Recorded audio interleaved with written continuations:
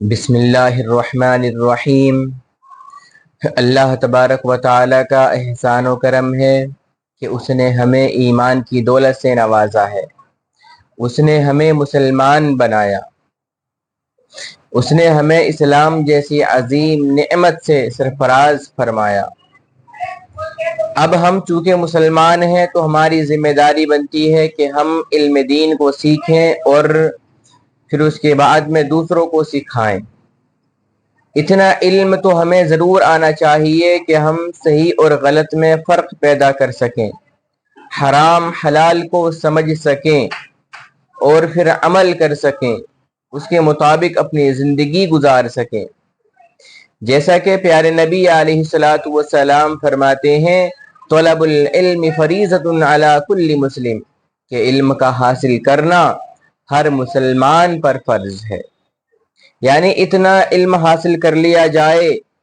کہ آپ کو جائز ناجائز، حرام حلال، صحیح اور غلط میں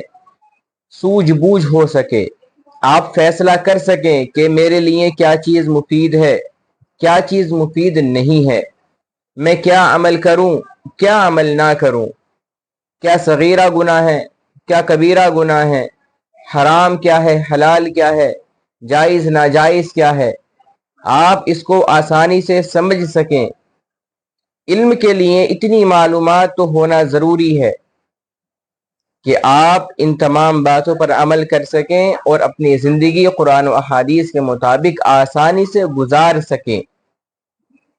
اسی متعلق پیارے نبی علیہ الصلاۃ والسلام فرماتے ہیں کہ ایک ایمان والا بندہ،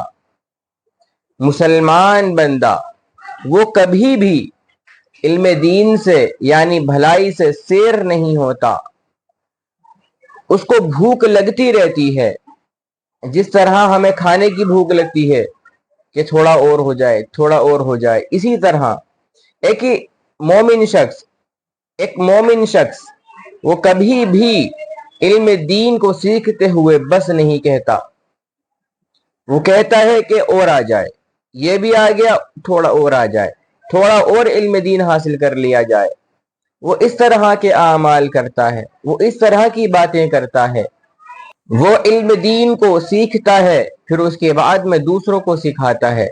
وہ علم سنتا ہے پھر اس کے بعد میں دوسروں کو سناتا ہے، وہ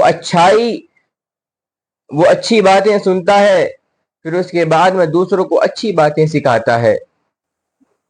اور بری باتوں سے ان کو روکتا ہے، یہاں تک کہ اس کو موت آ جاتی ہے اور وہ جنت میں داخل ہو جاتا ہے۔